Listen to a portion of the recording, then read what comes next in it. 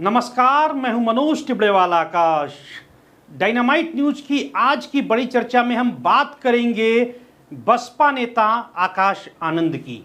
इनसे जुड़ी सबसे बड़ी खबर इस वक्त डायनामाइट न्यूज पर आ रही है। डायनामाइट न्यूज देश का एकमात्र ऐसा चैनल है जो सबसे पहले इस बड़ी खबर को ब्रेक कर रहा है कि केंद्रीय गृह मंत्रालय में आज नई दिल्ली में एक महत्वपूर्ण बैठक हुई है और इसमें निर्णय लिया गया है कि बसपा सुप्रीमो मायावती के भतीजे आकाश आनंद को दी गई देश भर में Y+ कैटेगरी की सुरक्षा को वापस ले लिया गया है।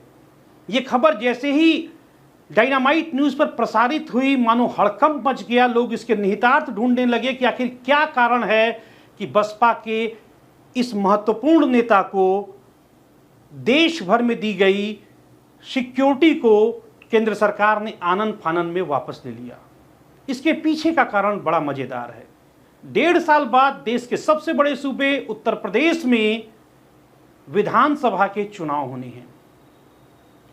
असली लड़ाई दलितों के वोट बैंक की है। बसपा में आपसी कलह चल रही है।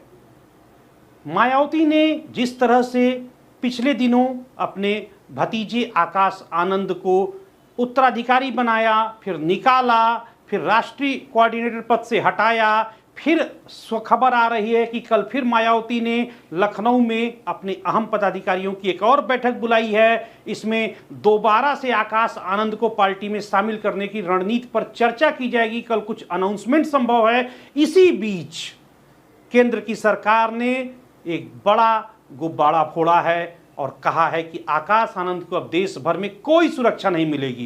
ये महत्वपूर्ण बात यह है कि जब लोकसभा चुनाव 2024 चल रहा था तो उसी बीच आजाद समाज पार्टी के अध्यक्ष और नगीना से सांसद जो जीते हैं बाद में चंद्रशेखर आजाद, बीच चुनाव में उनको केंद्र सरकार ने सिक्योरिटी मुहैया कराई थी। एक तरफ चंद्रशेखर आजाद को सिक्योरिटी मुहैया कराई जाती है तो वहीं दूसरी तरफ आकाश आनंद की सिक्योरिटी वापस ली जाती है। जैसा मैंने पहले कहा कि असली लड़ाई यूपी में चल रही है। दलितों का वोट किधर जाएगा, आप समझिए इस बात को। बसपा 2007 से 2012 तक राज्य की सत्ता में थी। 12 के बाद बसपा कमजोर धीरे धीरे होना शुरू हुई। फिर 2014 के लोकसभा चुनाव में, 2017 के विधानसभा उपचुनाव में, 2019 के लोकसभा चुनाव में और फिर चौथी बार लगातार 2022 के विधानसभा चुनाव में 4 बार कहा ऐसा जाता है कि दलितों का एक बड़ा तबका बसपा को छोड़कर भाजपा की तरफ मुड़ गया। लेकिन इसमें असली पेच आया 2024 के चुनाव में।